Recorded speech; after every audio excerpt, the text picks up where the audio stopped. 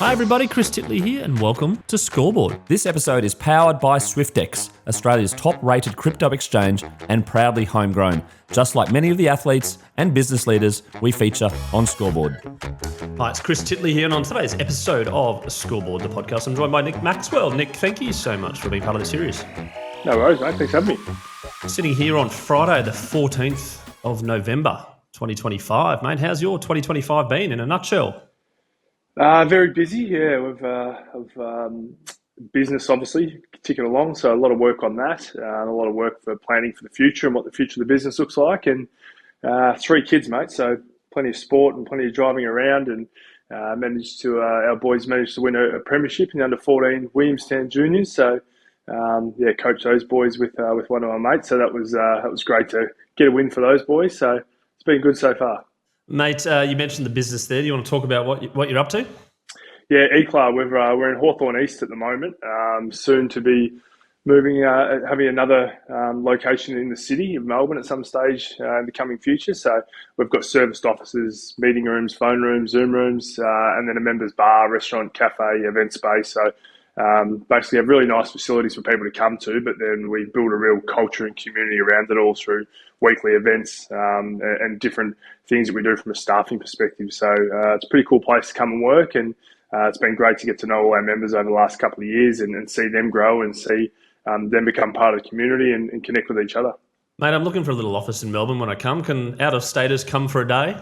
Absolutely, yeah. Come and hit us up. You can come and call in here and use the meeting rooms or the flexible working space, whatever you need. What about the podcast studio, mate?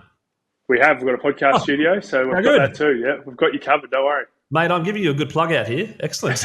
people should check it out, mate. You did mention that you're coaching footy for your son. Yep. Your relationship with footy, how is it, and how's it changed over time?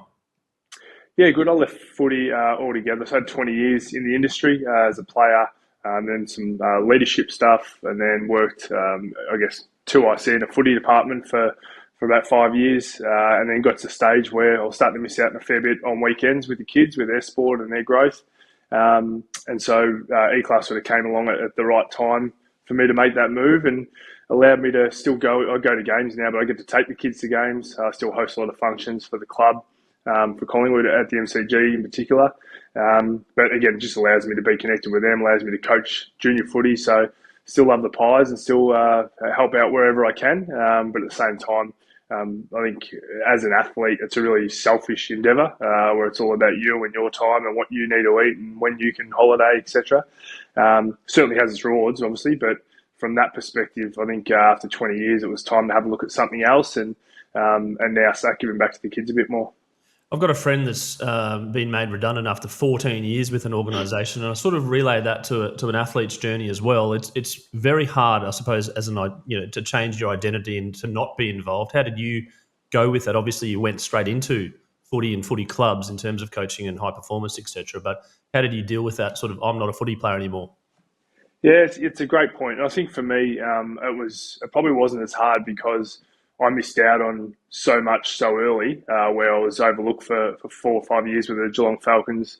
Finally made it there, then tried out and was overlooked by Port Adelaide, Hawthorn, Geelong. So basically, I always thought the next day I could get sacked effectively as soon as I got an opportunity with Collingwood. So I guess my mindset and who I was as a person wasn't tied to me as an athlete. It was just me who played football, knowing that it was going to end at some stage, and I probably expected it would always be sooner rather than later because of those setbacks I'd had early on. So I had a different mindset where my identity wasn't locked in as a footballer.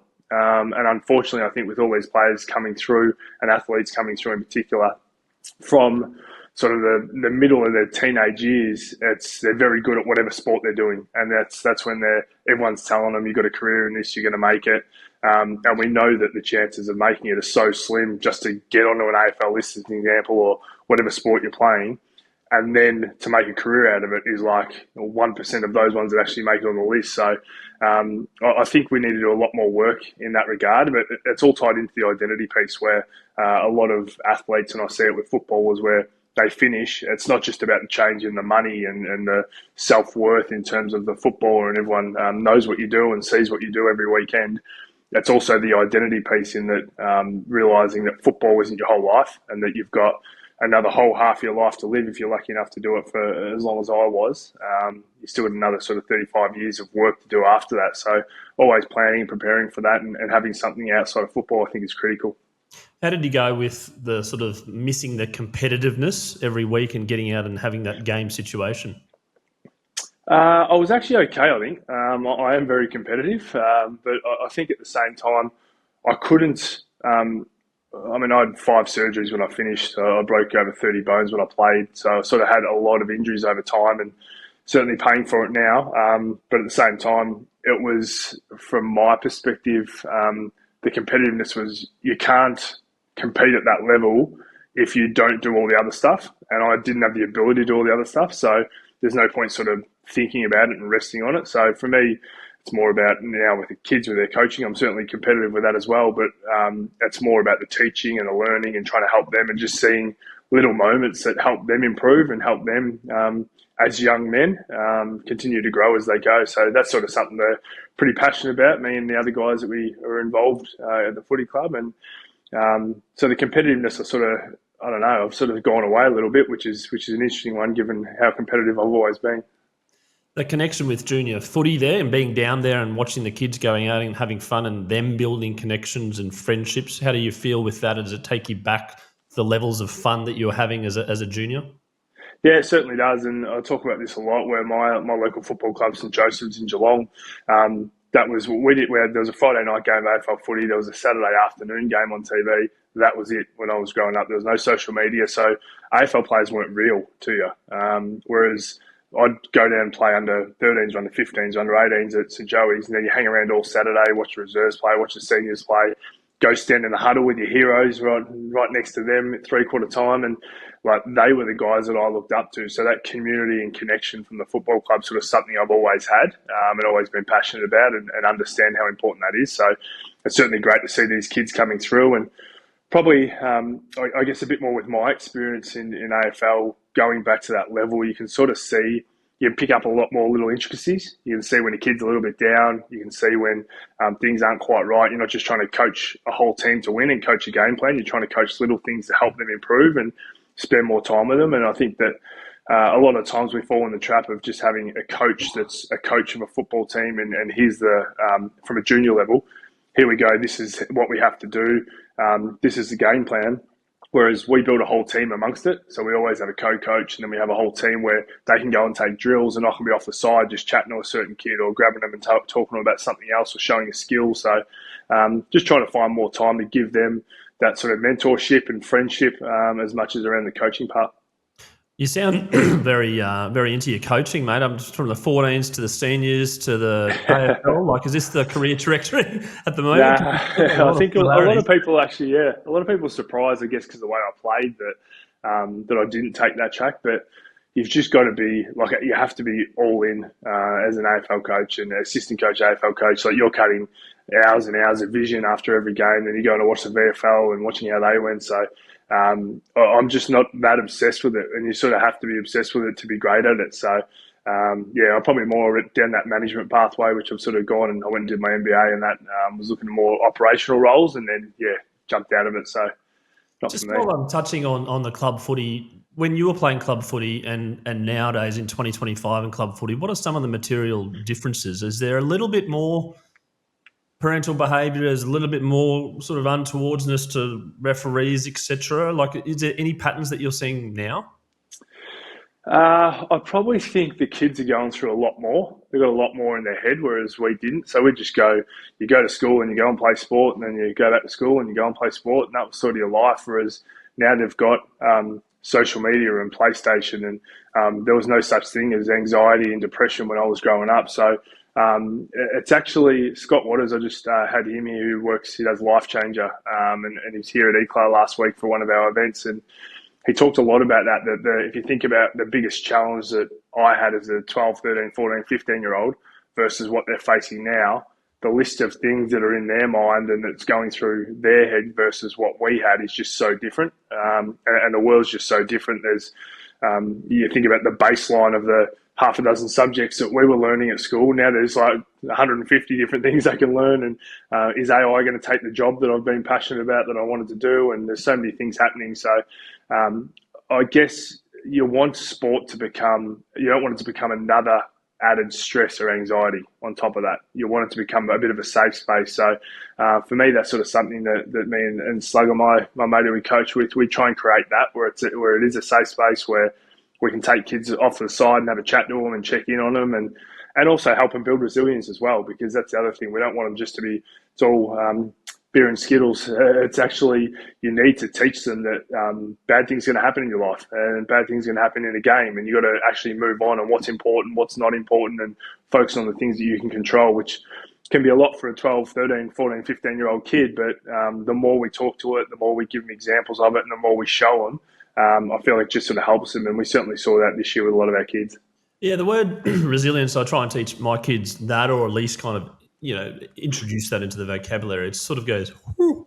And it's a bit tricky one to manage. I'm curious, you mentioned about anxiety as a child and maybe you're not going through that, but you had a lot of setbacks. Were you a confident young kid? Do you see confidence in some of these kids, or is it a little bit different to the way you were growing up?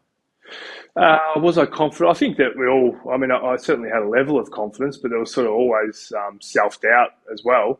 Everyone goes through that. And then the more I got cut, the more I wanted to prove people wrong. So the more I didn't make teams, the more I was like, I want to show you. So I'd work harder. And I don't know where that came from. And even my parents have been asked, I don't know where it came from. They sort of, your parents feel every bump and bruise that your kids go through. So it's an interesting one, not knowing the answer to it. But I certainly see now little things that are outside of their control that like an umpiring decision goes against them, and they sort of and they want to argue the umpiring decision. You're like, they're not going to change their mind, so let's move on straight away. The quicker we move on, the quicker we're looking at the next opportunity. And when you make a mistake, we encourage mistakes and we talk about it. Like, if you make a mistake, that means you're trying. If you're not making a mistake, then you're just safe and you're just playing within yourself. So we encourage the mistakes and then talk to them about it. And a lot of the time, I think as coaches and as adults, we will, in particular with sport, we will talk to the kids expecting that they understand what we're talking about. So there's a couple of ways that we work around that.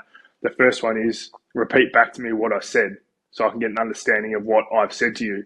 And then from that perspective, you learn whether they're taking that in or whether they're not taking that in. And then the second part is I actually use my phone to film them.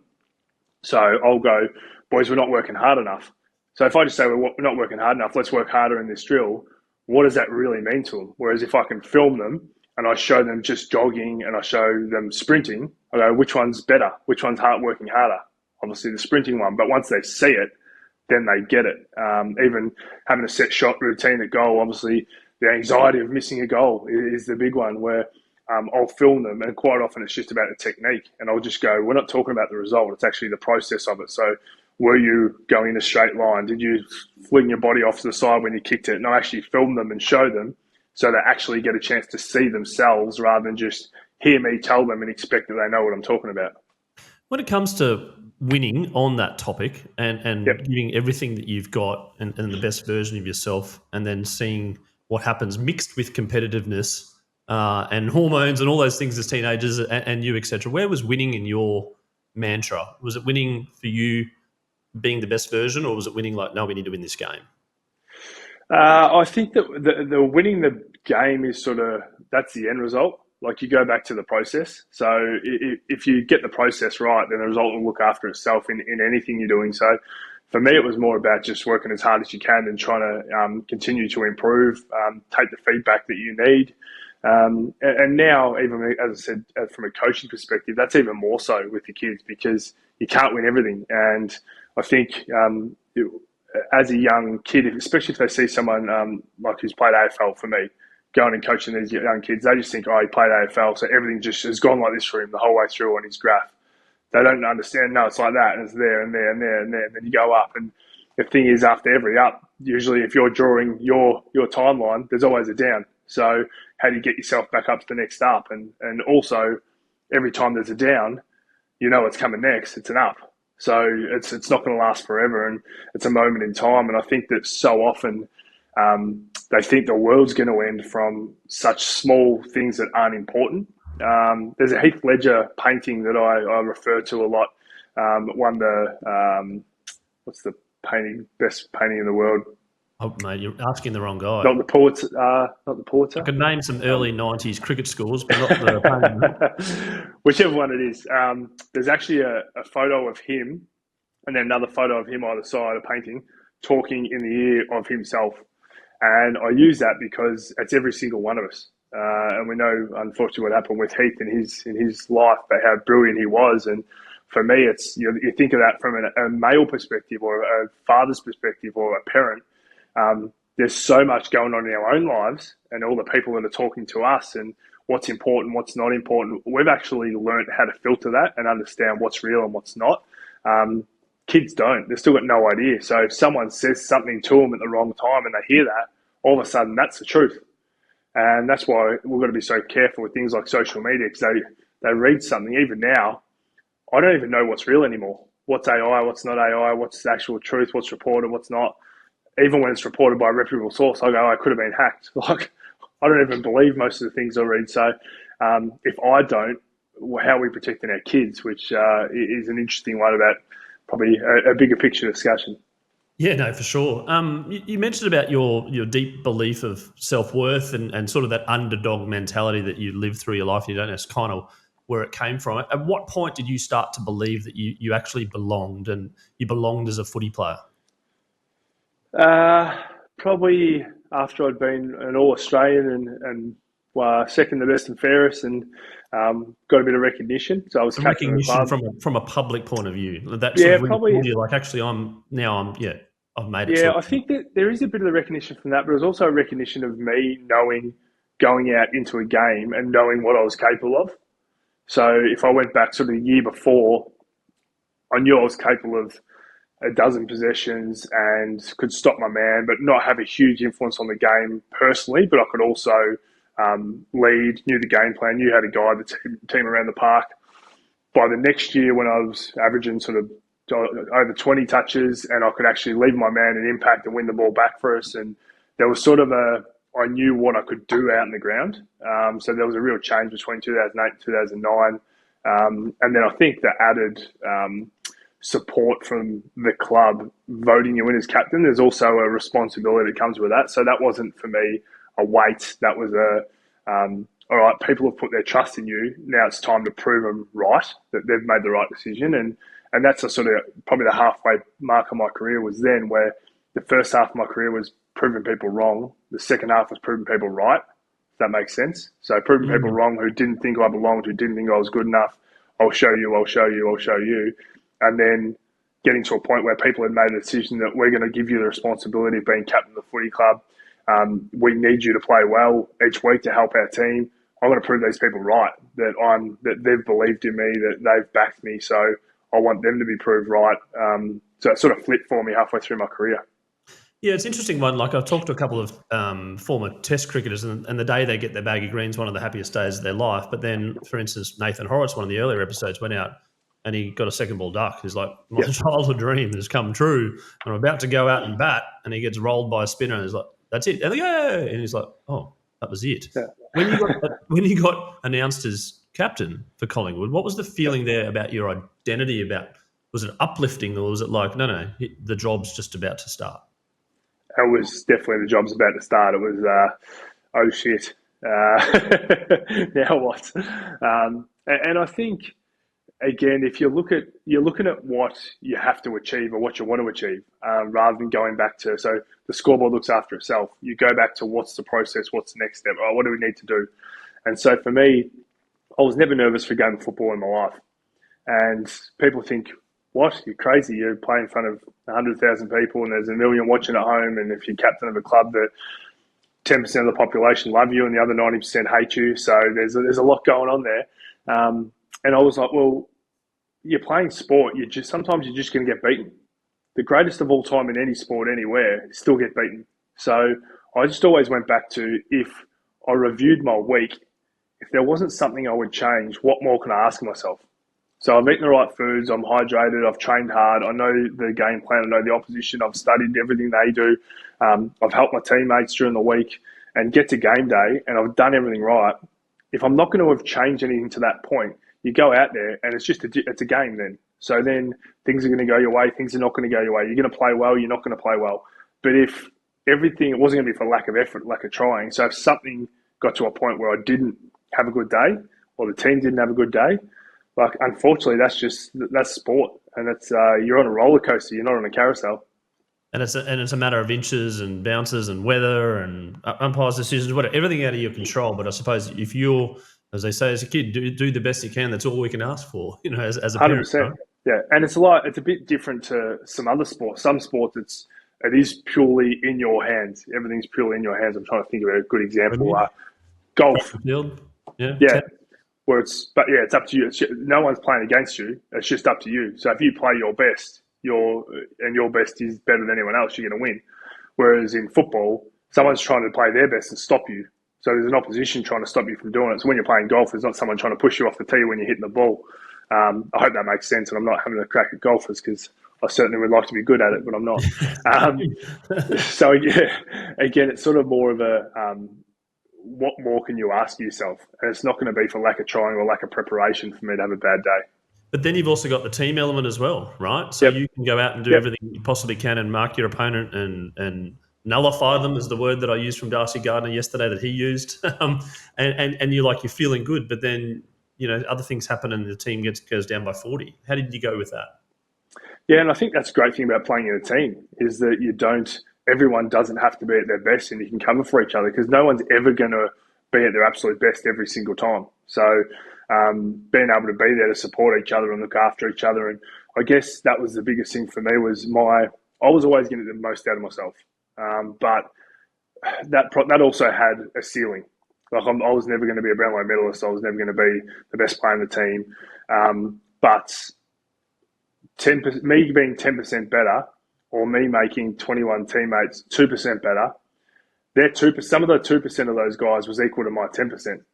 So if I'm 21 players are 2% better and we're 44% better because I can help them by picking them up off the ground or going and putting on a shepherd or supporting them with my voice or whatever it was, that was sort of my goal. If I continue to make them better, I knew I was always going to do everything I could in my power for myself, but that was always my focus, is trying to help them. You talk about incremental uplift as an individual and also as a unit. Now that you're not playing footy and you're in a management role and a CEO, what are you doing now in terms of preparation and study and incremental uplift, and what's the goal now? Yeah, it's a good point because it's very, very different. I'll use this example to one of my staff the other day where if someone isn't performing who's my teammate in football, I can just drop them and bring someone else in. So I can't do that with my team in business. So it's laws around it. Correct. So it's more of it's not as cutthroat. Like you can't have the conversations that you have in sport out in the field that you would have in the office. So it's more around teaching and giving them more responsibility and making them see the different layers to what you do. And I think that's the big thing is that if you, like in sport, you play your role. If the midfielders win the ball, then it's easy for defenders because the ball's going to the forward line. So it means that we can set up behind and we can actually guide and structure up well. So we're not in a position where we're under the pump the other way. So if the opposition win the ball, it's coming your way, then you're under the pump. So it's more about understanding how your role affects everyone else's role. And I think that's an important thing that you learn in sport. And the other thing, and this is tied back to what you said earlier about your identity and leaving sport and becoming or changing jobs in particular. But when you leave sport, some people leave with a degree, some people don't. But what you do leave with is experiences that aren't measured.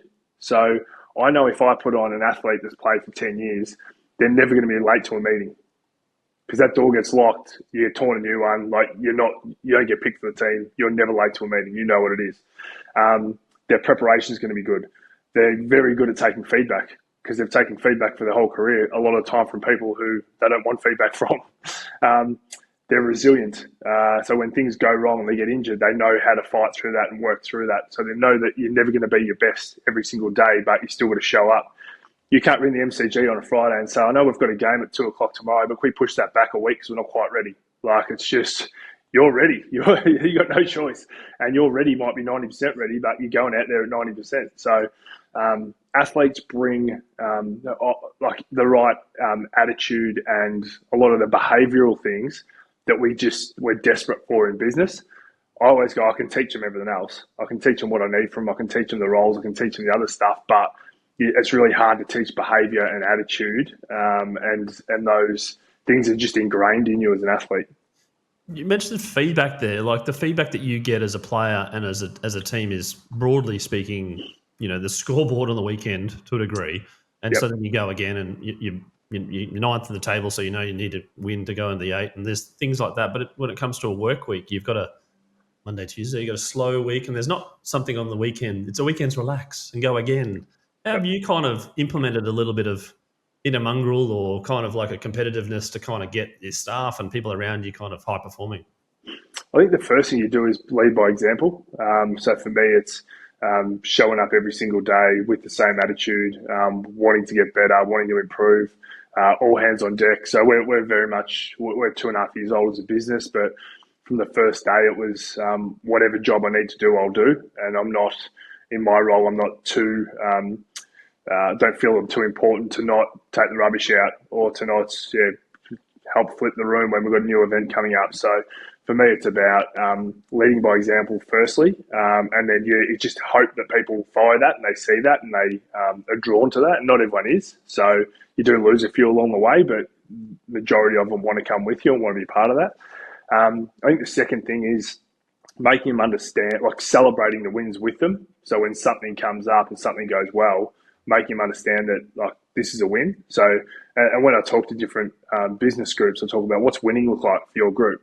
So you might be a builder or a commercial builder, for example.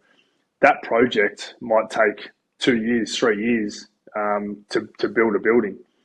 There's obviously a lot of work goes in just before you pour the piers to start that building. But how do you keep everyone motivated for that length of time? So you almost need to break it down and go, what's winning look like in these little categories? And the best example I give is that when you look at a sport, so an AFL game, the coach doesn't talk to the team and look at what they want to do before the game and then after the game to review it. Looks at it before the game, and then they get together at quarter time. And they go, this is what we're doing well, this is what we're doing poorly, this is what we're going to adjust. And the same thing at halftime, same thing at three-quarter time. Then at the end of the game, it's over. You can't change what's happened, but we're going to take the lessons from that and then we're going to move on to next week. So from a business point of view, when you're looking at that building, if you're just looking at 3 years, it's really hard to keep people motivated the whole way through for that 3 years. So how are you actually breaking that down to go, what's important this next week? And a lot of the time you speak to leaders and you go, what's your biggest challenge? And they go, having hard conversations. I go, why are they hard conversations? And they say, what do you mean? I go, well, they should just be conversations. I said, they're only hard if you're having them in a 6 month review or a 12 month review. You should be having them every day.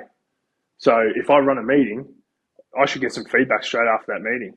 Like, oh, I don't know about that bit. Why'd you go there? Or you didn't get that quite right. Or you went through that presentation you were doing and you flicked through those pages too quick. We didn't get a chance to really take it in or ask any questions.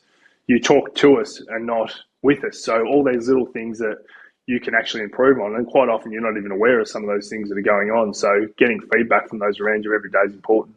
How did you go with feedback? Did you welcome it? Did you early on as a kid were you like, no, I don't, no, I'm pretty good? No, I definitely welcomed it and definitely took it all on board. And I was probably lucky in a way. I had some great junior coaches who were supportive of that. Mum and dad obviously giving you that feedback along the way. So for me, it was sort of, I've never had a problem. I've always sought it and looked for it, which can also be a challenge even now when in the role I'm in, where the more senior you become, the less feedback you get.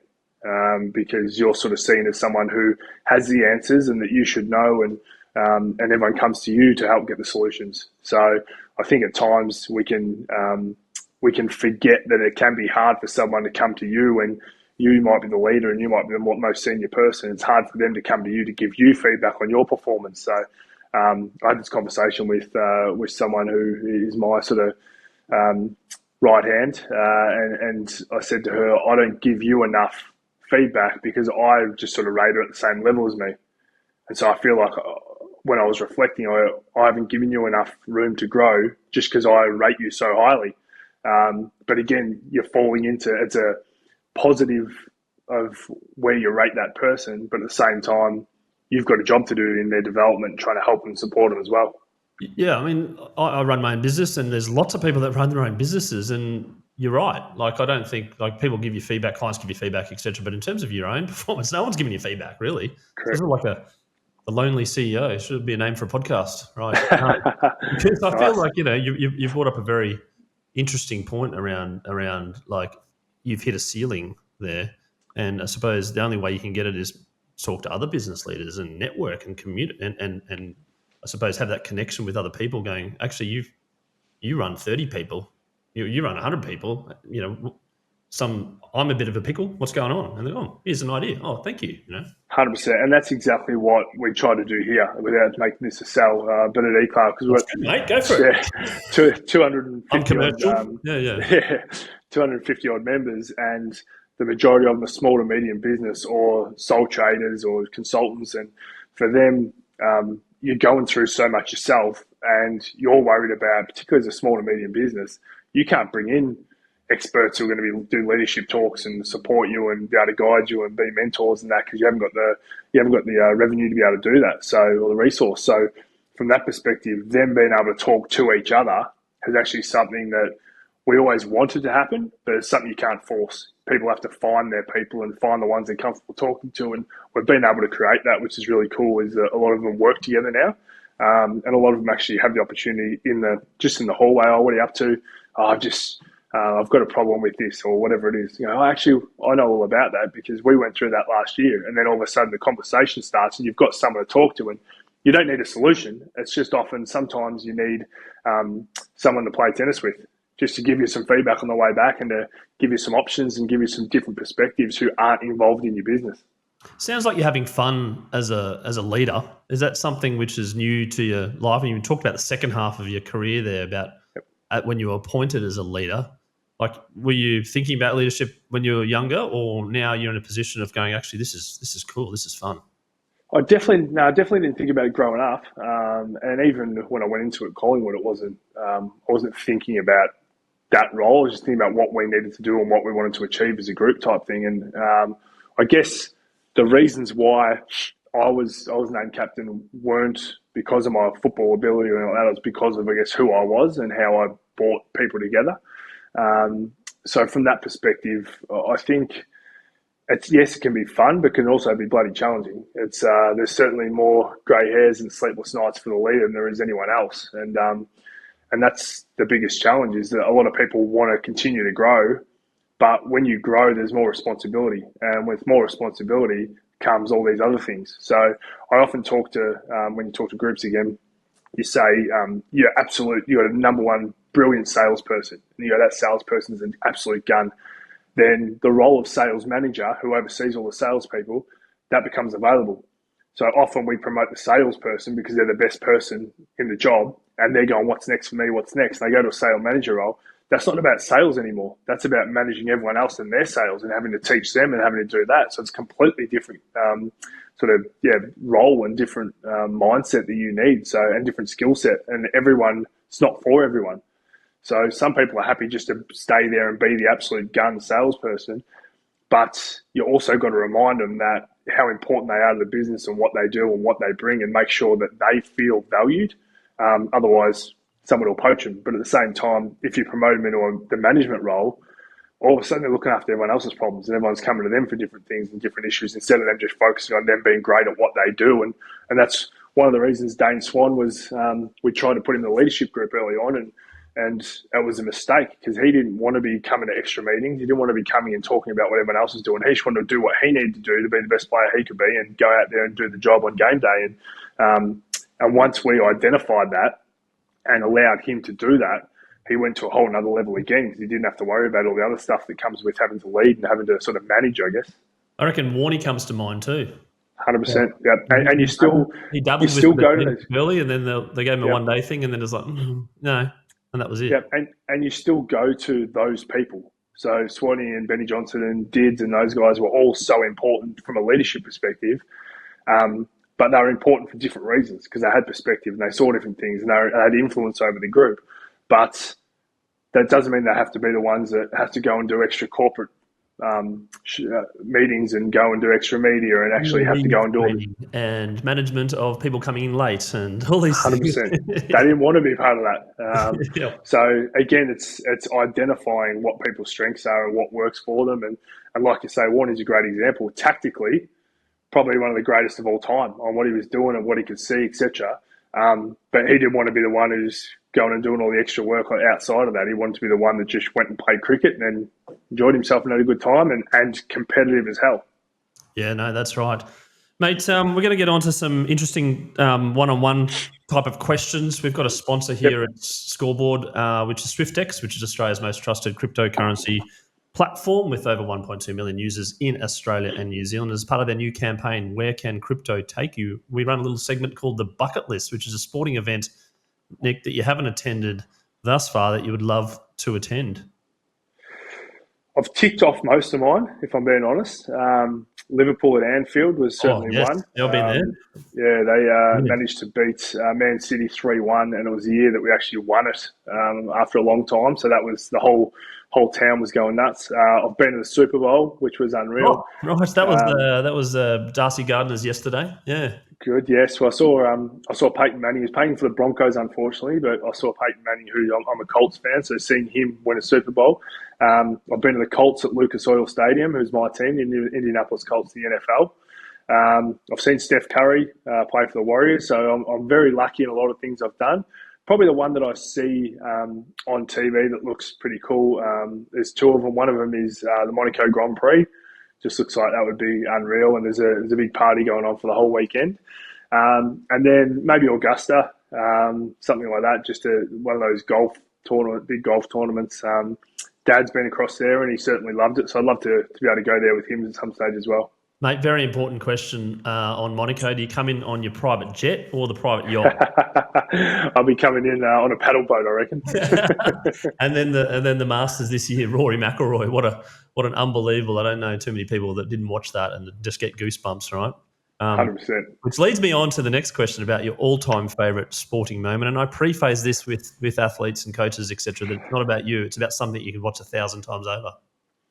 I think there's two experiences that I actually went through and saw that were just unbelievable. They still, when I talk about them, the hairs in the back of my neck go up. One of them was Black Caviar won a race at Flemington down the straight on what was Stakes Day. So it's now the champion sprint.